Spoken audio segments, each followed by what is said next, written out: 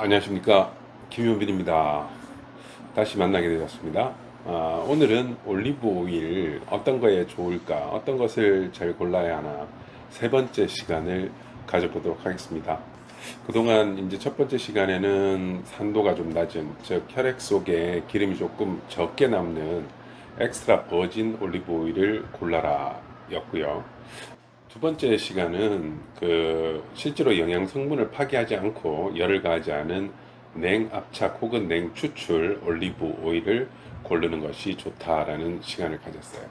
오늘은 이제 세 번째 시간인데, 사실 세 번째 시간을 마지막으로 좋은 올리브 오일 고르는 방법은 여기를 종결편으로 할 것 같습니다. 그 세 번째 올리브 오일은 실질적으로 우리가 이제 퀄리티 부분을 어떻게 유지하느냐 하는 부분이고요. 그 유지하기 위해서 어떤 수단을 사용했느냐 하는 부분들을 우리가 꼼꼼히 살펴볼 필요가 있다라고 제가 먼저 말씀을 드릴게요. 실제로 여러분들이 올리브유를 사용하시면서 올리브유를 구매하신 다음에는 이제 보관 방법을 보시게 되는데요.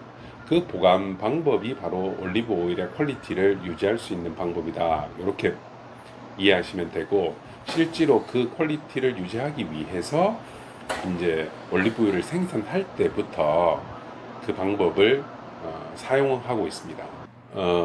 한마디로 이제 올리브 오일, 오일 유지류의 경우에는 그 특성이 좀 나타나 있습니다.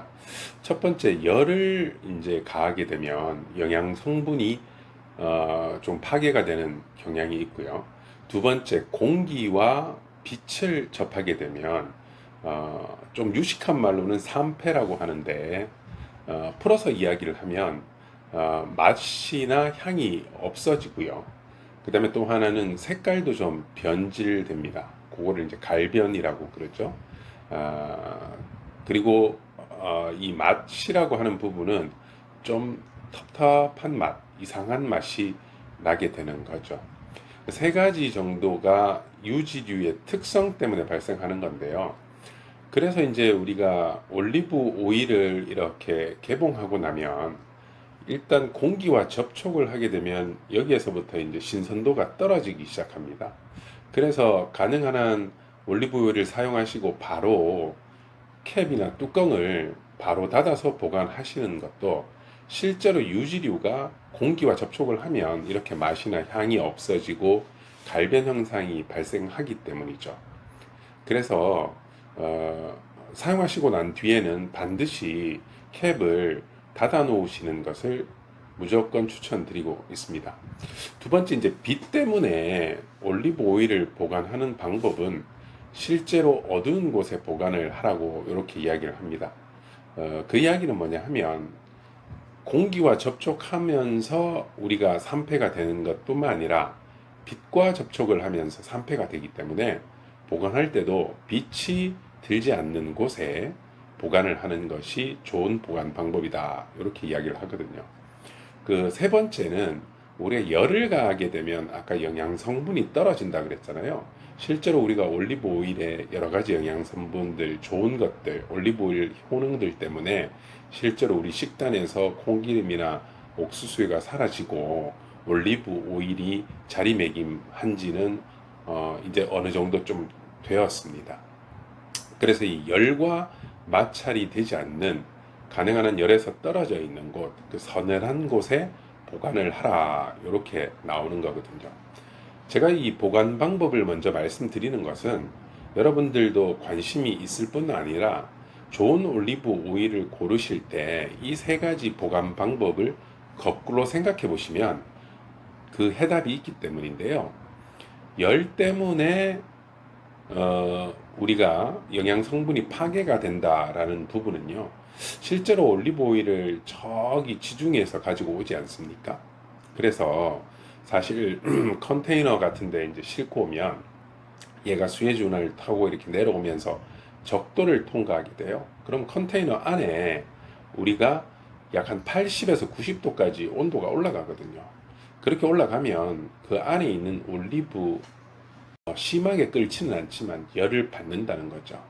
그래서 사실상 그렇게 열을 받게 되면 안에 있는 영양 성분이 어느 정도 파괴가 된다.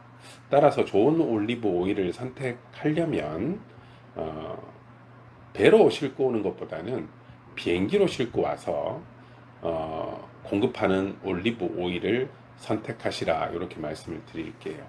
이런 것들은 여러분들 쇼핑 사이트 보시면 충분히 저희들은 배로 실어 왔습니다 라는 이야기는 아무도 안 하고요. 비행기로 실어 온 사람들만 저희들은 비행기로 실어 왔습니다 라고 이야기를 할 겁니다. 두 번째, 제가 비트에 약하다고 해서 좀 어두운 곳에 보관하라고 했잖아요.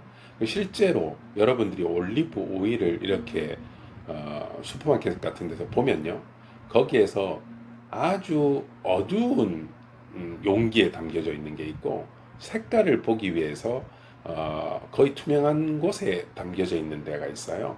그러면 이제 투명한 곳에 담겨져 있다는 이야기는 그게 빛을 항상 받는다는 이야기거든요. 그래서 그 투명한 곳에 보관되어 있는 올리브 오일은 시간이 가면 갈수록 어두운 곳에 보관되어 있는 것보다는 훨씬 더 산패가 빨리 일어납니다. 그래서 어두운 용기에 있는 올리브 오일을 고르는 것이 좋기 때문에 실제로 좋은 올리브 오일은 어두운 용기에 담겨져서 유통이 되고 있습니다. 세 번째, 이제 산소, 공기와 결합을 하면 얘가 산패가 된다고 말씀을 드렸잖아요. 실질적으로 우리가 용기들을 보면 아마 쇼핑하시다 보면 두 가지 정도의 용기가 있을 겁니다. 하나는 병이 있고요. 하나는 플라스틱이 있을 겁니다. 실제로 플라스틱은 입자가 어느 정도 병에 비해 단단하지가 못합니다. 그래서 그 입자들을 틈으로 공기의 흐름이 일어나거든요. 그래서 그 플라스틱 용기보다는 입자가 아주 단단한, 그래서 공기가 뚜껑이 닫혀져 있는 상황에서도 다른 것과 바깥에 있는 공기와 접촉이 없는 이 병으로 된 곳이 훨씬 더 퀄리티를 지속적으로 유지할 수가 있습니다. 그래서 이제 우리가 공기에 약한 이 기름 성질 때문에 플라스틱 병에는 담지 않는 것이 훨씬 더 좋고요. 그리고 특별히 올리브 오일 같은 경우에는 그 안에 들어있는 우리가 올레인산이라고 있습니다. 이 올레인산이 이 플라스틱과 결합을 하면 우리 건강에 좋지 않은 물질을 만들어낸다는 연구 발표가 있었어요. 그래서 플라스틱 병과 특히 올리브 오일은 상극이다 이렇게 보시면 돼요. 따라서 좋은 올리브 오일은 그 영양 성분을 그대로 유지하고 맛과 향을 잡기 위해서 병에 담아서 유통을 합니다. 이렇게 이제 세 가지 정도를 제가 설명을 드렸는데요. 이게 바로 기름 그리고 올리브 오일의 성격 때문에 발생하는 거니까 지금부터 좋은 올리브 오일을 고르시는 방법, 성격적인 방법 때문에 생기는 좋은 올리브 오일을 고르시는 방법은 어두운 병에 담겨져 있는 올리브 오일, 그리고 가능한 한 항공으로 운송된 올리브 오일들이 그 퀄리티를 유지하기 위해서 안전장치로 패키징을 만들어 놓았다. 이렇게 보시면 돼요. 그래서 좋은 올리브 오일을 선택하는 기준 세 번째는 어두운 병에 항공으로 운송된 올리브 오일을 구하시면 전혀 실패가 없는 좋은 올리브 오일을 구하실 수가 있을 거라고 말씀드리겠습니다. 감사합니다. 김연빈이었습니다.